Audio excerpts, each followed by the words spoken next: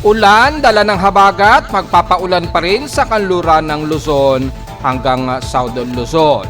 Ilang bahagi naman sa silangan ng bansa, kagaya na lamang sa Eastern Mindanao, bunsod naman na umiiral na Intertropical Convergence Zone, magpapaulan sa ibang bahagi ng Eastern Visayas at Mindanao.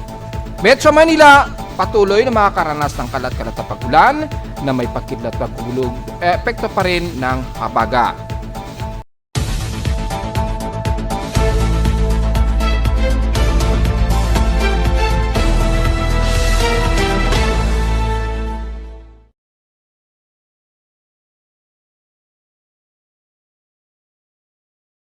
Hello, good morning mga folks. Welcome po muli sa ating Daily Weather Bulletin at Analysis para sa araw ng Miyerkules, July 9, 2025. Ang oras nating boss may umaga ay alas 10:38 na ng umaga.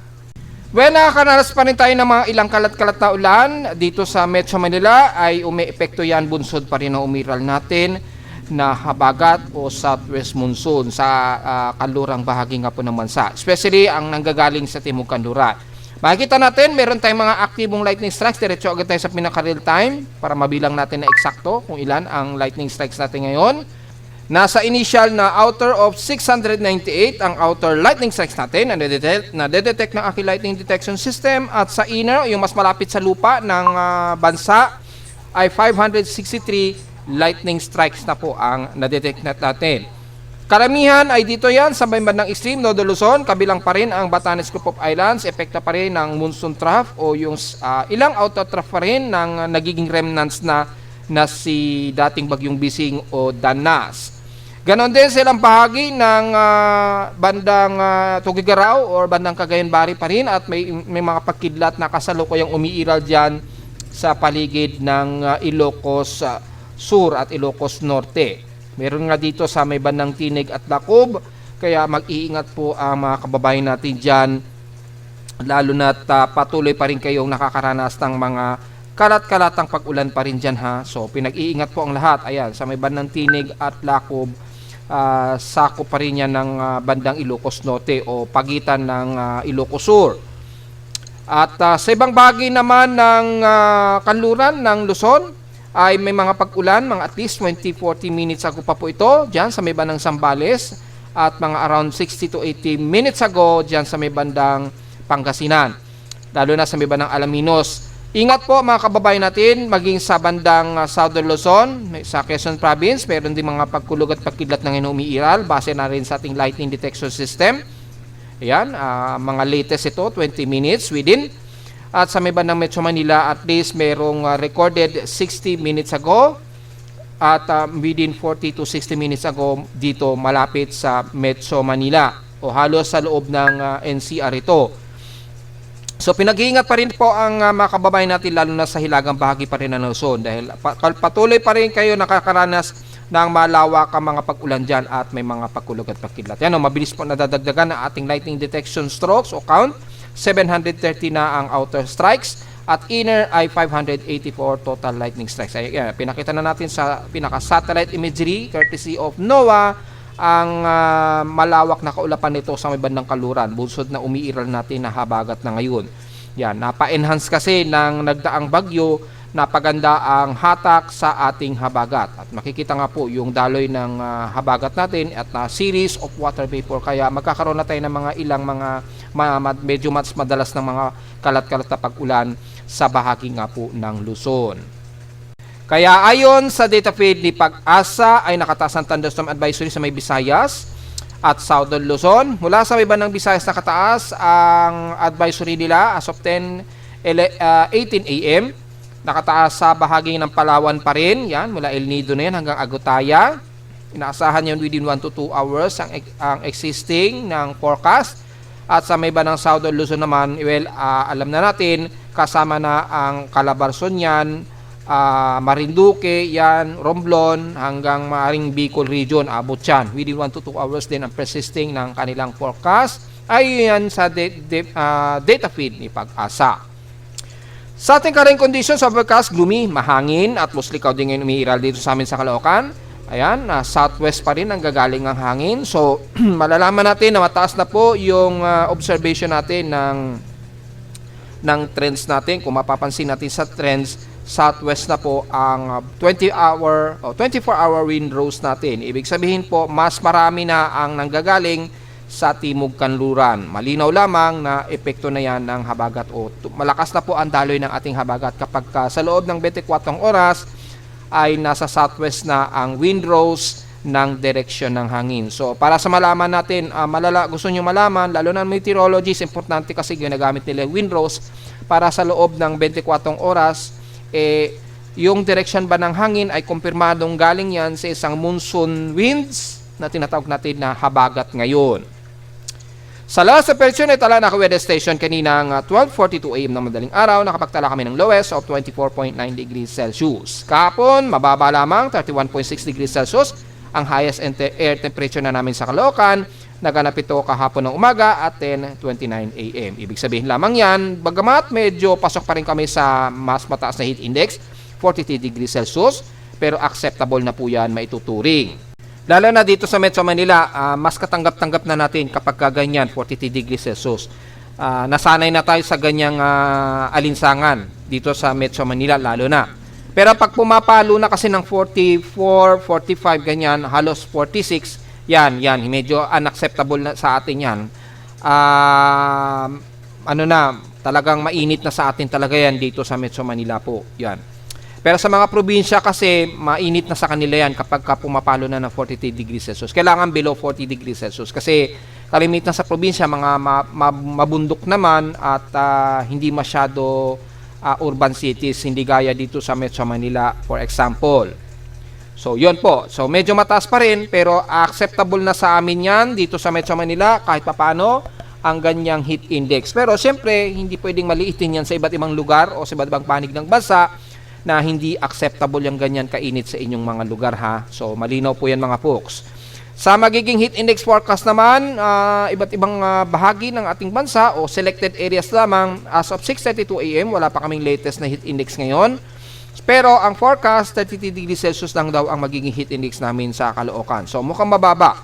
Ibig sabihin lamang mukhang maulan kami dito sa Caloocan kapag kaganyan. Sa iba't ibang bahagi naman, in selected areas po. Pero kung gusto nyo makita yung mga lugar ninyo, ha, sa iba't ibang panig ng Pilipinas, hindi lang sa iba't ibang panig ng Pilipinas, ha, nalalaman ng heat index. Iba't ibang panig ng mundo, kahit nalalaman natin yan dito sa ating heat index forecast. Nationwide yan or global po yan. So, kung may mga Pilipino tayo sa Taiwan, lalo na't maulan sa may bandang Taiwan, malalaman ninyong heat index ninyo sa Taipei. Halimbawa, i-click nyo lamang yan, nalalaman nyo pa rin at anong lokasyon ang area na may forecast na mataas ang heat index o hindi.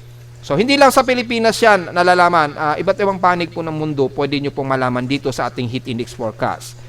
So, mula sa may bandang Lawag, Ilocos Norte, selected areas lamang tayo, ha. Kayo na lamang po kung gusto nyo malaman yung mga heat index. Napakarami kasi yan. Mauubos pang oras natin na puro heat index lamang ang ating naiuulat. So, pili lamang ang aking inuulat. Kayo na pong bahala ang tumingin sa mga hindi natin na isasama dito sa ating mga pahapyaw na heat index forecast. Kaya na lamang sa Ilocos region, yan, wala tayong komento pa rin dahil patuloy pa rin silang inuulan dyan. Mababa talaga heat index ngayon dyan sa kanila. Pero sa may bandang eastern part ng Northern Luzon, gaya na lamang ng dyan sa Cagayan Valley, sa bandang Tuguegarao, well, 41.5 degrees Celsius o 42 degrees Celsius halos ang kanilang heat index. Extreme caution po sa kanila. Papalo pa yan hanggang 44 degrees Celsius ngayong 11 onwards hanggang alauna ng hapon po. So, bahagyang tumataas po yung heat index dyan dahil nga po mas maaraw dito sa may bandang Cagayan Valley kumpara dito sa may bandang Kaluran ng Northern Luzon. Sa Santiago, Isabela naman, well, ang heat index sa inyo dyan, 43 degrees Celsius, danger pa rin. Pero papalo pa yan hanggang 46. Ayun, grabe init sa inyo ngayong araw ang nakataas ang forecast. Starting ngayong 11 o'clock, hanggang alas 12 ng tanghali. So mukhang mainit, mas mainit po dyan sa inyo sa may bandang Cagayan Valley pa rin. Especially sa may bandang Isabela rin at Tuguegarao. Sa bahagi naman ng Pangasinan sa Dagupan, ang inyong heat index, well, although nasa extreme caution, pero considering mababa na ito. 37 degrees Celsius ang forecast ninyo. Well, nakakaranas siguro kayo ng pag-ulan, parang dito sa Metro Manila. Papalo rin yan hanggang 38 degrees Celsius ngayong 11 hanggang 12 o'clock ng tanghali. So, malinaw po yan. Sa Central Luzon, especially sa Tarlac, ang magiging heat index sa inyo, bahagyang mababa rin dahil mukhang inuulan kayo ngayon dyan. Mapapansin natin dito, 36 degrees Celsius ang kasalukuyan yung heat index forecast. Extreme caution lamang hanggang ngayong maghapon. Pinakamataas na sa inyo sa Tarlac hanggang 38 degrees Celsius ngayong 11 o'clock AM. So mukhang gloomy at makulimlim din siguro o makapal din ang kaulapan sa inyo ngayong araw. Kaya mukhang mababa ang inyong magiging init. So medyo okay po yan. Sa bahagi naman ng Batangas, well, mga Batanggenyo natin dyan, mababa ang inyong heat index, 33 degrees Celsius lamang. Pinakamataas na ang 38 degrees Celsius starting mamayang alauna ng hapon. So walang problema sa ating mga nakatira sa Batangas. So ingat na lamang kung sakaling malakas ang buhos ng ulan sa inyo ha. Posible pa rin kayo mga flash floods dahil sa tuloy-tuloy na umiiral na habagat ngayon sa atin, lalo na sa kalurang bahagi ng bansa. Sa bandang Occidental Mindoro naman, sa San Jose, ang heat index ninyo sa inyo dyan, 37 degrees Celsius, so mukhang mababa din. Pero pinakamataas na aabot ng hanggang 38 degrees Celsius, yan, sa ating ngayong 11 o'clock hanggang alauna ng hapon. Mababa rin, so mukhang overcast and gloomy rin at may mga pag-ulan din siguro, katulad dito sa Metro Manila. Pero sa may bandang Visayas, well, expected na natin, medyo mainit din sa kanila. Yan, 41 degrees Celsius po ang inyong heat index sa Cebu. Papalo pa yan hanggang 43 degrees Celsius danger ngayong 11 hanggang alas 12, which is pinakamataas na raw na heat index forecast yan sa inyo ngayong araw. Under average humidity yan na 79% ha. Base lamang yan sa average humidity natin monthly. So malinaw po yan mga folks. Sa bahagi naman ng Mindanao, well, dito nakakaranas kayo ng mga pag-ulan na naman kaya mukhang mababa ang inyong heat index ngayon. Pero bandang alauna hanggang alas 3 ng hapon, papalo pa rin daw hanggang 34 degrees Celsius mamayang hapon sa Davao City. So silang bahagi ng Davao regions, lalo na sa silangan, expected dahil inuulan kayo ngayon dyan dahil naman sa Intertropical Convergence Zone, expected ang maulan na panahon at mababang heat index. Sa Zamboanga Peninsula, well, mababa rin pero aabot sa pinakamataas na hanggang 37 degrees Celsius. Ngayong 11, dire-diretso na hanggang alas 2 ng hapon daw yan na magiging ganyan na ang pinakamataas ninyo. Ayon yan sa heat index forecast natin. So mukhang mabababa ang ating heat index ngayong araw sa iba't ibang panig ng bansa. Maliban na lamang dito sa may bandang Cagayan Valley na medyo mas mataas na mas umaabot pa ng hanggang 46 degrees Celsius. So higit pa ang kanilang heat index dyan. So sa mga nasa Cagayan Valley, lalo na sa Tuguegarao at Santiago o Isabela, huwag masyadong magpa-dehydrate dahil kayo po ang may pinakamataas na magiging heat index dyan. Ingat na lamang po kung sakali. Well, swertihan na lamang kung magpang-abot po yung habagat dyan at magbubuhos ang mga ulan. Kasi nahaharang kasi ng Sierra Madre yung flow ng water vapor. Kaya yung buhos ng ulan, dito lamang yan sa may bandang baybayin, dito sa gilid. Tsambahan na lamang o swertihan na lang kung makatawid pa yan ng Sierra Madre at bubuhos yan dito sa paligid ninyo sa buong Cagayan Valley para bumaba ang temperatura. So, yun lang ang disadvantage kapag madalas tag-ulan, nahaharang din ng Sierra Madre yung water vapor o yung kaulapan dito sa may bandang silangan ng Northern Luzon. Ang resulta po, bumababa rin yung area na uulanin dyan sa inyo sa Cagayan Valley. Pero kung itatabi naman natin sa PH Extremes in past 24 hours, nangunguna ang Infanta Quezon sa may pinakamataas na temperatura na umaabot ng 36 degrees Celsius na air temperature sa inyo. So grabe rin ang alinsangan sa inyo sa Infanta Quezon. Sa lowest temperature sa Baguio, 16.8 degrees Celsius. Bumababa na naman yung kanilang temperatura pa ha, from 17 degrees Celsius. So mas malalamig na naman dyan. At halos zero visibility na naman dahil sa may pag-ulan nga po tayo dulot ng habagat. Sa inulan naman ang Subic Bay, nakaranas sila ng 76 mm. So pansin natin ang kaluran pa rin talaga ng Zambales ay tuloy-tuloy pa rin inuulan mula kahapon dahil nga po sa patuloy na daloy ng habagat nga po. At sa amin sa Caloocan kahapon, naka-total of 15.3 mm kami na total rainfall at ngayong araw ay nasa kasalukuyang 1.8 mm pa lamang ang total rainfall namin sa Caloocan. So mga light drizzle rains lang to sa moderate tapos tumitila-tila din agad. So normal na lamang po yan kapag habagat season tayo. Ganyan po ang nagiging madalas na ulan natin sa Metro Manila. Sa ating outside humidity naman ay 88%. Highly concentrated tayo. Bumaba ito ng 1% since last hour. At medyo thunderstormy tayo na 1,006 hectopascals. And steady ito since last hour. So medyo thunderstormy tayo. Matik na yan mga folks. At sa high tide and low tide status, kasalukuyang high tide po tayo. Inaasa na natin 1.3 meters po ang taas niyan, yung sea level. Dahil nabanggit na natin yan sa mga report kahapon. Kaya ingat po sa mga nandyan sa may bandang hilagang bahagi ng Luzon, lalo na sa may bandang Ilocos Region at Batanes Group of Islands. Delikado pa rin pumalaot na medyo mataas pa rin ang swelling ng karagatan dyan at alon. Pero dito sa may bandang Katimugan naman mukhang wala naman tayo magiging problema. Yung gale force winds lamang ang pag-iingatan natin dahil papalo pa yan ng at least hanggang umaabot pa hanggang sa atin nga sa Caloocan 76.9 kilometers per hour as of 10:45 AM yung bugso ng hangin. Kaya posible pang umaabot yan sa mahigit 30 o 40 kilometers per hour ang magiging bugso ng gale force wind sa inyo. Lalo na sa baybayin sa silangan at kanluran ng bansa. Lalo na dito sa may bandang Kalayaan Group of Islands o bandang Palawan, malakas po ang bugso dyan ng habagat. Kaya asahan ang matinding bugso ng hangin. Pinag-iingat po ang lahat. At sa atin namang almanak, sumikat ang haring araw kaninang 5:33 AM at inasang lulubog po ito mamayang 6:29 PM at almost full moon na po tayo.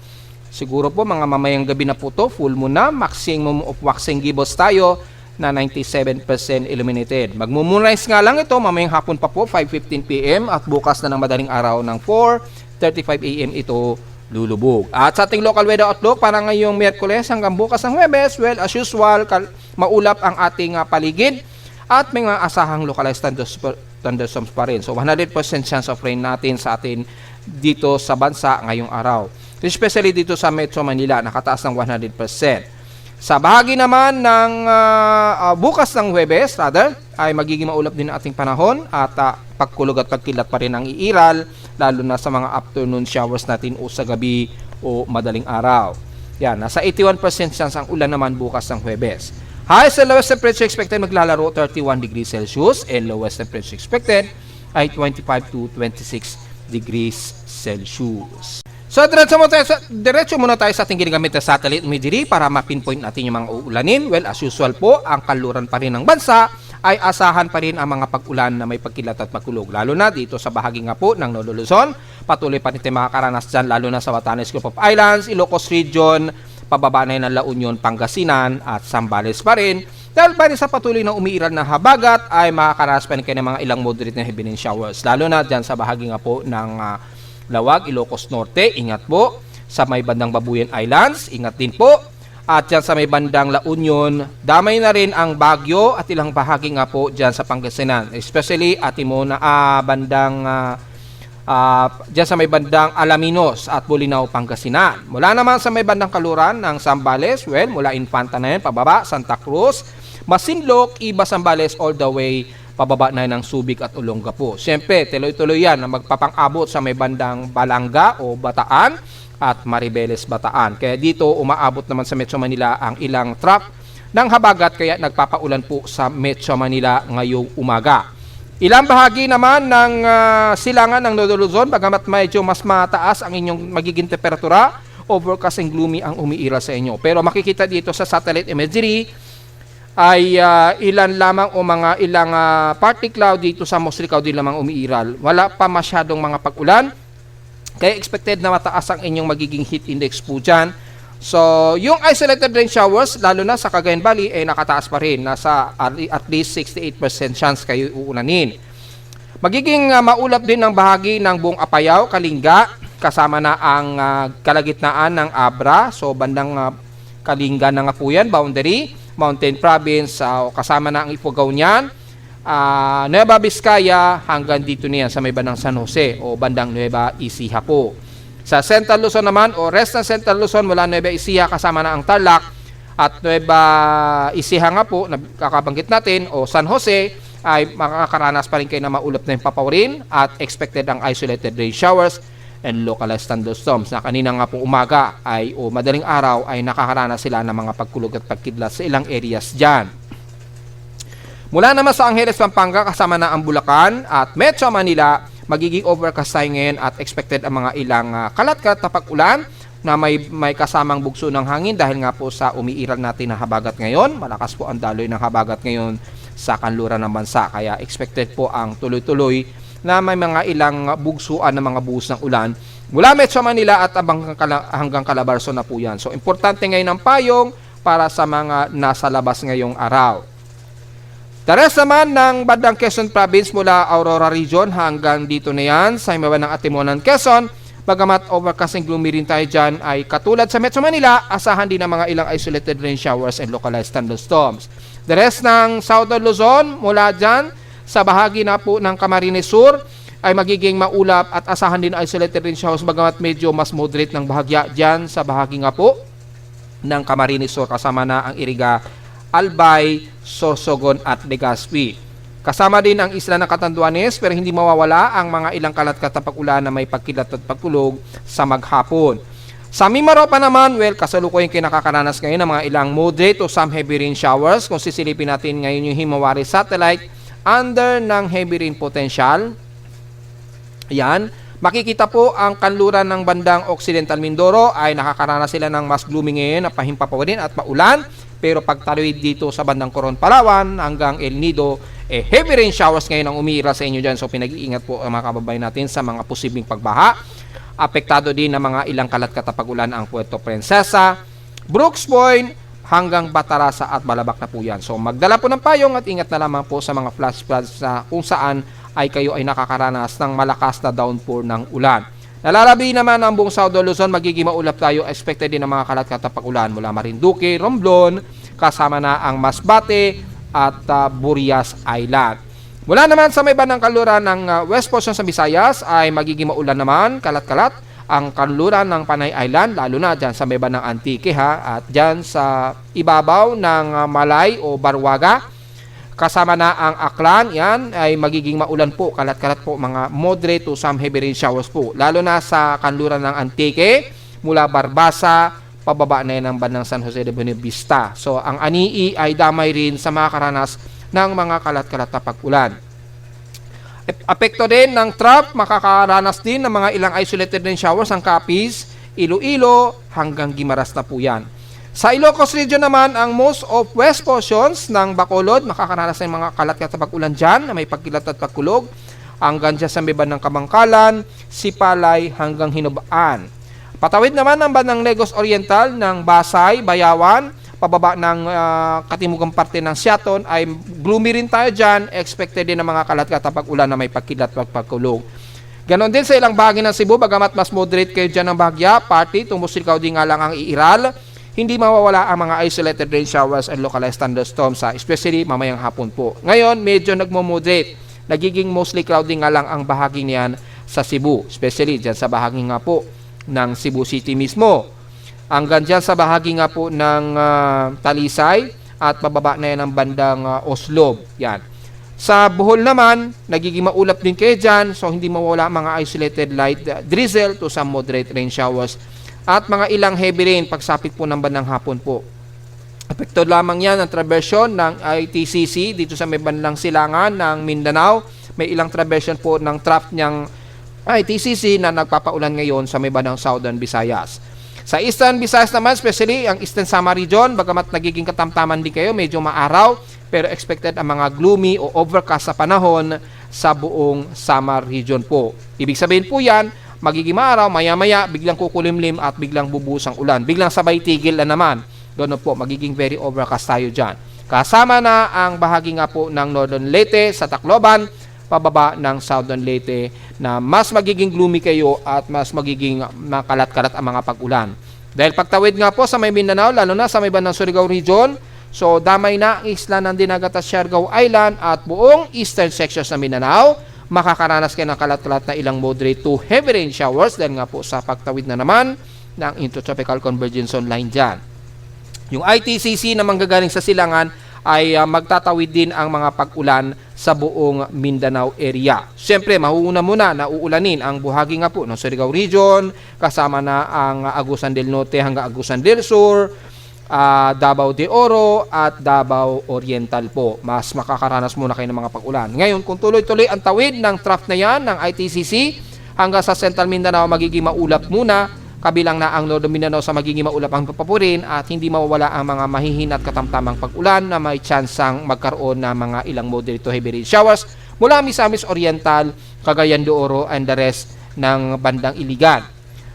Sa sentro ng Mindanao, mula Bukidnon, magiging maulap din kayo dyan hanggang sa rest ng Davao del Norte, North Cotabato, and the rest ng Davao del Sur at Davao Occidental. Magiging maulap din kayo dyan. So, hindi mawawala pa rin ang mga kalat-kat at pag-ulan na may pagkidlat at pagkulog. Kasama na ang bandang Sarangani, South Cotabato, Sultan Kudarat, hanggang dyan na sa may bandang Maguindanao area na. Magiging maulap ang inyong panahon, so hindi mawawala ang mga kalat-kalat na mga pag-ulan na may pagkidlat at pagkulog. Ganon din ang iiral sa buong Zamboanga Peninsula, especially Zamboanga del Norte. Maulap ang inyong himpapuwid ngayon, so hindi mawawala ang mga ilang mahihina at katamtamang pag-ulan sa maghapon po. May mga chances ng biglaang heavy rain shower sa may bandang Zamboanga City at isla ng Basilan at Hulusulo, especially sa may bandang gabi, bandaling araw o bandang umaga. Ganyan ang laro ng inyong pag-ulan dyan. So, importante po ang payong, lalo na dyan sa may bandang Zamboanga Peninsula rin.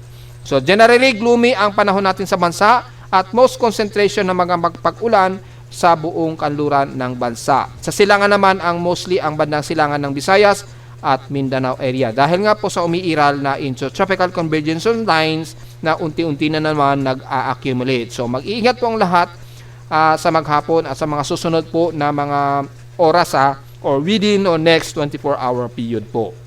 So, diretso agad tayo sa ating ginagamit na computer-generated tropical cyclone sector. Since patapos na itong si Dana, so dating bagyong Bising, so hindi na natin magiging concern yan. May bago na tayong na-dissipate. Kaso sa ibang bansa naman to. Yun, dissipated na po yung isang international name. Yan, wala na siya sa aking tropical cyclone sector. Pero balik sa Pilipinas, ang kasalukuyang lokasyon ngayon ni 91 Invest. Nandito pa rin siya sa hilagang kanluran ng Northern Mariana Islands.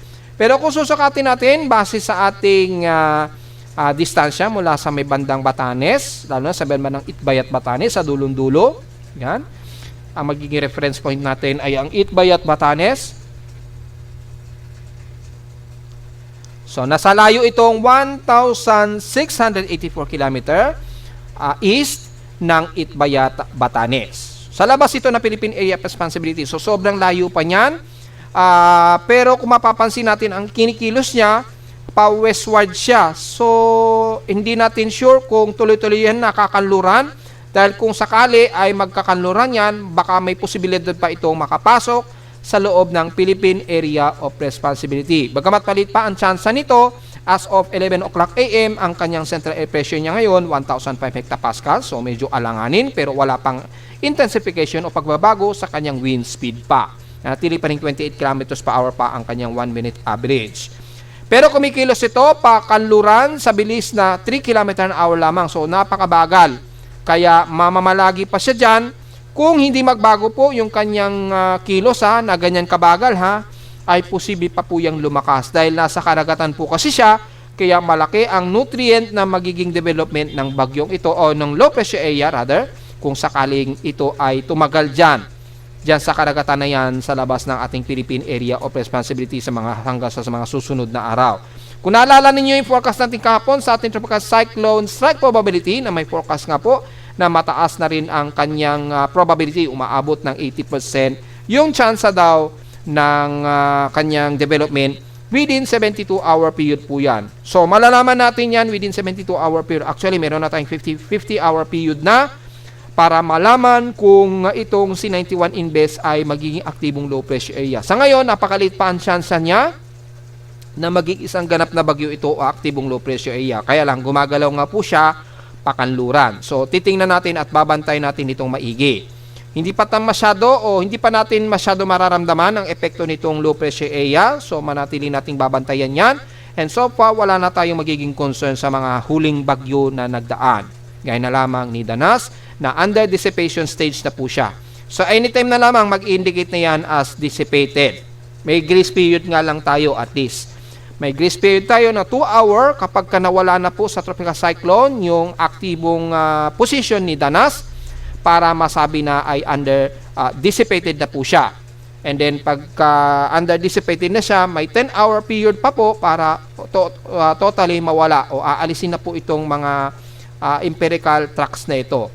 So kapag within 10-hour period, kung gusto niyo pong makuha yung data nito o yung pinaka status ng track ng bagyong dating bagyong Bising, screenshot nyo na po yan hanggat maaga. Dahil after 10 hours, kung sakaling mag-dissolve yan, ay usa na po yung buburahin ng aking tropical cyclone sector. Automatic na yan, aalisin niya. After 10 hour na wala siyang naging activity. So far, wala naman tayong bagong status kay Danas.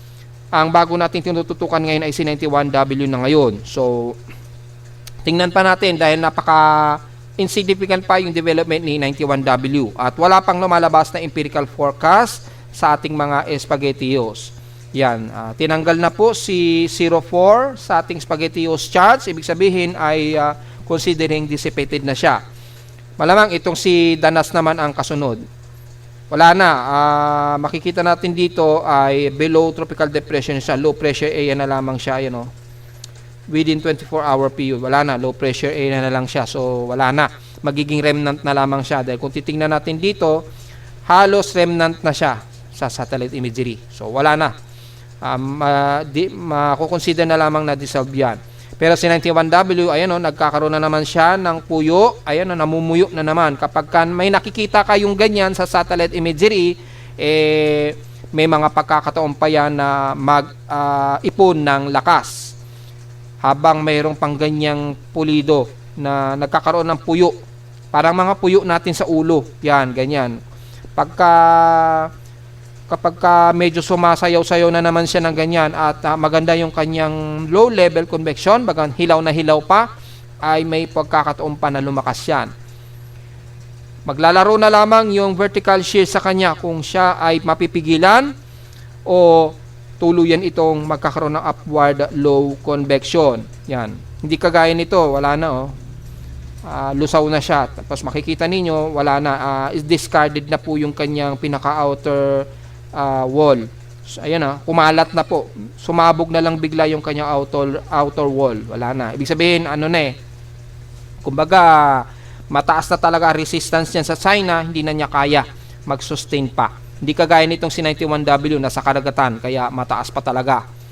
Ngayon, kapag naglaro yung sea surface temperature dyan, baka matulad yan uli dito kay either kay Danas o kay 04W or ni Man. Si Man kasi kung maalala niyo, naging severe tropical storm pa siya. Yan. Naging severe tropical storm.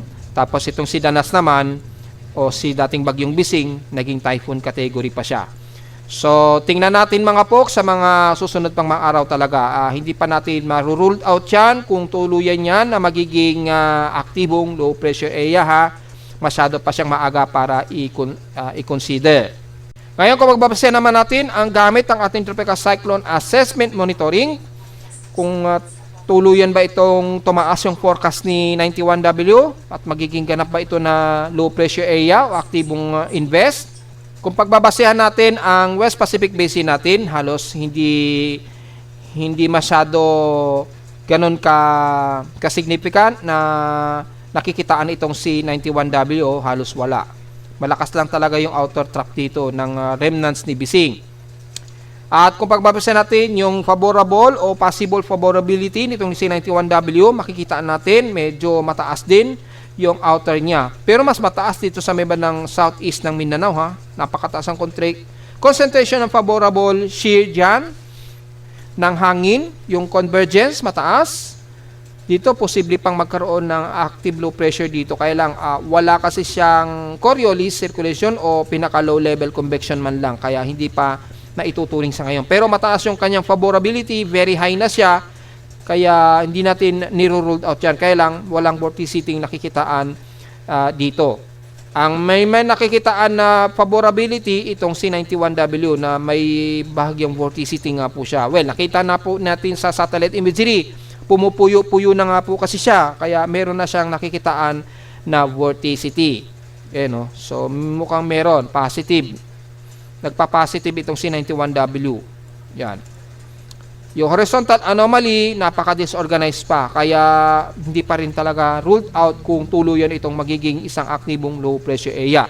Mula sa computer models natin o sa ating global spectral model, rather, makikita natin hindi masyado halata dito si 91W.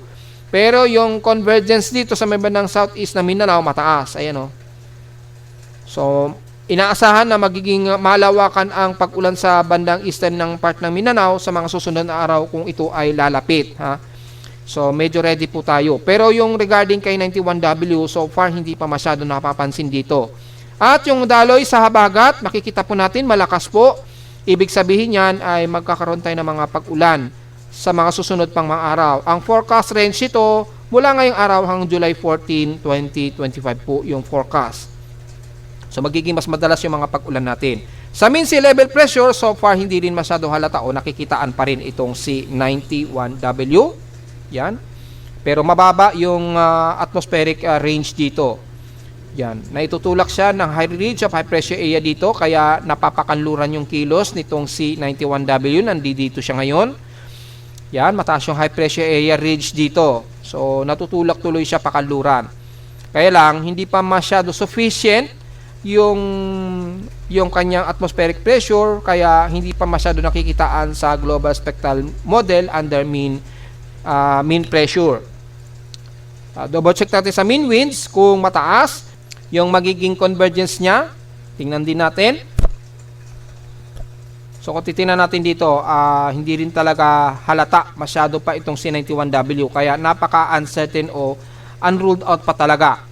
Wala naman sa ating cyclone strike probability. Makikita naman natin itong si 91W. Patuloy pa rin ang mataas na probability of tropical cyclone probability ni 91W. Ayun, no? Above 60%. Umaabot pa ng 70% yung probability ng activity nitong si 91W. Pero mapapansin ninyo, pahilagang kanluran ang ikinikilos nito. Yan po. So, kung tuloy-tuloy na ganyan, magiging safe po ang bansa natin. Kaya lang, yung chance pa niya na makapasok ng Philippine Area of Responsibility ay mayroon pang posibilidad na makapasok ha mga folks. So, yun po itututukan natin. At within 96-hour period po, tingnan natin kung ano magiging galaw pa rin itong si 91W just in case. Ayan. Mukhang pahilagang silangan na ang magiging kilos niya. Oh. So, mukhang papalayo siya sa boundary ng ating PAR, ha? So, tingnan natin mga folks. Kung ganyan na mangyayari, walang magiging problema sa Pilipinas kung sakali. At mukhang malabo ito makapasok ng PAR. Pero, oobserbahan pa rin natin yan dahil ito ay within 96-hour period or hanggang July 12 po yung forecast nito. So, hanggang this coming weekend, magkakaalaman kung ito ay tuluyang lalayo sa boundary ng Philippine Area of Responsibility. Kaya hindi natin masisiguro pa sa ngayon ha mga folks. Pero makikita naman natin yung kilos niya mukhang kakanluran mo na siya and then bigla itong kikilos pahilagang silangan. Parang kapareho din ni 04 or ni Man, di ba? Ganon din yung naging kilos niya nung una. Sa atin naman computer models analysis mula sa GFS, makikita po yung pagsama nitong C91W kung mabubuo, ASTRAF o low pressure area, ayan o. Then hihilaga ito din, sasabay ito sa direksyon ni Man. Yan. So mukhang walang nakikitaan na lalapit ito ng PAR. Well, medyo insignificant pa yung forecast dito pero malinaw lamang yung trough dito matataas. Mukhang uulanin na naman ang parte ng Mindanao sa mga susunod na araw. Kay SMWF naman, makikitaan din na nagkakaroon ng low pressure area dito pero shallow o manipis. So probably itong C91W yan, no? So, tingnan natin at napaka-shallow pa ng forecast ni SMWF. Unstable yung forecast ni SMWF kay 91W. So, tingnan natin. Hindi ibig sabihin siguro niyan unruled out pa kung tuluyan ito magiging active low pressure area. Pero kay NABGEM, mas aggressive na siya. Kaya lang, nagkaroon ng monsoon gyre, bigla itong nalusaw bigla. Dito, napaka-insignificant din ng forecast ni NABGEM. Then, after na mabuo ni 91W, bigla siya sumabay sa monsoon gyre. Parang mayroong gyre dito na nagpalusaw sa kanyang bigla. Or posible nga pong kikilos din ito kasabay ng kung ano ang galaw ni MAN o 04 nung nakaraan. Yan. Sa iba namang weather agencies ng Icon, makikita natin ay insignificant din yung forecast niya. Sa pestap lamang nakikitaan dito. Halos hindi siya invest. Ayon kay Icon, kay GMM naman, ay ganun din. Pero ito, naging low pressure area siya. Pero kumikilos palayo pa, northeast din ang kilos ni 91W. So, walang nakikitaan na mukhang lalapit ito sa bansa kapag maging bagyo man yan o hindi. Depende sa paglakas niya, dahil posible pa makahatak sa ating habagat yan kung sakaling naging mas malakas na bagyo yan, ha. So, tingnan pa rin natin hanggang sa yan ay makalayo na ng husto sa boundary ng Philippine Area of Responsibility. Again, hanggang July 14 po yung extended forecast niyan. So, medyo malayo-layo pa or this coming weekend. Malalaman natin this coming weekend or next week. Mga bandang Monday na siguro next week. Yan, magkakaalaman po mga folks. So, kamustahin natin yung ating near real-time daily vegetation sa bansa. Makikita na natin wala natin significant na warning of drought dahil nga po sa tuloy-tuloy na naging pag-ulan sa bansa. Ang mapapansin na lamang natin dito is yung monthly rainfall natin ay mataas na po yung average rainfall natin, especially sa may bandang extreme Luzon. Ayun, mataas po. Maabot ng mataas na more than 100 mm pataas yung average rainfall dito sa may bandang extreme Luzon. Kasama na ang bandang kanluran ng Zambales, Pangasinan, ilang bahagi ng Central Luzon, lalo na sa may bandang Pampanga. Damay din ang bandang Metro Manila. At least tumataas na rin. Nagmo-moderate to high na rin yung average ng rainfall. So halos buong bahagi ng Luzon mataas na rin o tumataas na yung average rainfall natin. Ganon din sa may bandang Visayas at Mindanao dahil sa mga tuloy-tuloy nga po na pag-ulan. Well, dahil nga po sa habagat at dahil tag-ulan na talaga. So wala tayong magiging problema sa magiging indication na magkaroon tayo ng drop sa bansa. Pero tumataas na talaga yung saturation ng lupa natin. Ayan, makikita natin sa vegetation. Mas mataas na po yung pinaka vegetation index. Ayan, mababa lang dito dahil sobrang saturated po yung lupa rito dahil sa sunod-sunod na pag-ulan. Dito okay, medyo okay po yung saturation. So medyo mataas yung vegetation index dito. Yung ating land surface temperature nga po, kung titingnan dito is tama-tama lang yung temperatura. So maganda ngayon sa mga magtatanim ngayon ng mga palay po. Mukhang maganda ang magtanim ngayon. Lalo na dito sa may bandang Visayas at bandang Mindanao na rin. Mukhang maganda ngayon magtanim ng mga palay ngayon para maganda yung ani pagdating na po ng tag-ani. Yan magandang pagkakataon na po ninyo yan mga folks. Lalo na sa mga magsasaka natin, tama-tama na po na magtanim po. Dito sa ilang bahagi ng Central Luzon, pwede po magtanim na. Bicol, lalo na sa may bandang Camarines Norte, Camarines Sur. Sa may Mindanao naman, mas maganda ngayon. Ayun, tama lamang yung temperatura, medyo nagmo-moderate lamang. Kailangan lagi lamang siya dito sa range para maganda po yung tanim. Yun. So, yun po ang explanation dyan pinapaliwanag natin para sa mga kababayan natin na hindi maintindihan yung significant ng itsura ng illustration na ito. So, again, sa mga magsasaka natin, importante po sa mga magsasaka natin na at least dito lamang naglalaro yung daily maximum. Yan, yung land surface temperature dyan. Huwag lamang siya magtaas dito, magdilaw, medyo hindi na maganda. At least mga dito lamang yan. Kapag masyado naman mababa, napaka-saturated naman masyado, siguro, grabe, may bagyo siguro or sobrang taas na ng water level. Halos hindi na pwede tamnan. So, kailangan balance lang talaga dito. So, may bandang green range yan. Yung light green range na yan. Yan. Yan. Yung range na yan ay makikita din sa pinakamapa ng Pilipinas. Maganda po at balanse naman. So, pwede pong magtanim na ngayon. Maganda na pong pagkakataon na magtanim ngayon pag ganitong mga panahon na. Dahil nga po sa magandang magiging ani po. So, yun lang pa po report natin sa ating daily weather average. Wala tayong problema, wala tayong drought index warning. So, diretso agad tayo sa ulat lindol na so far ay maingay pa rin o very noisy pa rin ang aking seismometer sa Caloocan. Well, as usual naman, dahil sa mabugsong hangin dito sa amin at may mga pagkulog at pagkilat at may mga pag-ulan na umiiral. Wala namang nadedetect ako na medyo mas malakas-lakas na mga earthquake so far, pero yung mga minor, mahirap natin makita dahil sa sobrang noise. So, ang magiging basehan natin dyan ay yung short period mula sa data feed ni PBox. Mula kanina madaling araw, so far, wala namang na-detect dito na magnitude 4.0 pataas so far. So, wala namang medyo may kalakasan ng mga paghinig. Yan. So, walang magnitude 4.0 pataas so far mula kanina madaling araw ang naitala. So, diretso agad tayo sa ating historical earthquake data kaagad. Para sa total earthquake natin ngayong araw ng July. Yan. So, ang total earthquakes natin ngayon, 273. 264 dito sa magnitude 2.0 pataas. 9 sa magnitude 4.0 and so far hanggang dyan lamang ang meron tayong data hanggang magnitude 4.0 lamang na may siyam pa lamang ang magnitude 4.0. So walang significant na nadadagdagan na marami na may nakaagad na magnitude 4 at ngayong araw nga po ay wala nga po tayong nadagdagan na magnitude 4.0 pataas. So wala tayong magiging masyadong report pero kung titingnan naman natin yung ating active na earthquake monitoring, especially International Seismic Network.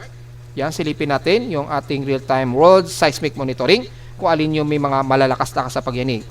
Diyan pa rin sa Sonda Indonesia, nabanggit natin yan sa may bandang Indonesian Peninsula na may mga pagyanig pa rin na itatala dyan. Ayan, oh. At yung iba naman, malapit sa Pilipinas, wala naman so far, maging sa Papua New Guinea. Ay, meron sa Papua New Guinea, ayun, oh, cluster pa. Sa may Bismarck Sea, magnitude 5.2 po ito. So may mga pagyanig na rin dyan ha. Sa Hilaga naman, sa Japan, wala namang follow-up na medyo malakas-lakas sa pagyanig so far. Yan, so sa Pacific Ring of Fire natin, ang aktibo sa may bandang Bismarck at dito sa may bandang Sunda Strait, Indonesia na may parehong tigma magnitude 5 plus ang nai-record so far. Pero malapit sa Pilipinas so far, wala naman na naitala. So wala din tayo masyado magiging problema so far. Pero again, magiging alisto po tayo the more na mas tumatahimik po ang ating mga tectonic plates. Mas lalo po tayong magiging alisto at magiging maingat po at all times. At narito naman ating 3-day weather forecast para sa araw ng Miyerkules, July 9, 2025.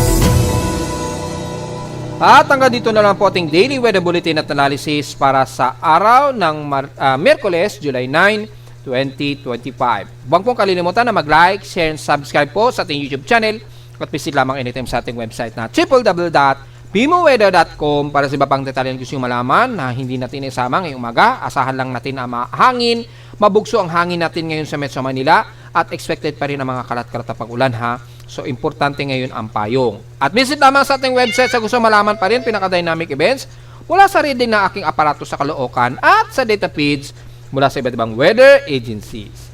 Maraming salamat po mga folks at magandang araw po sa ating lahat.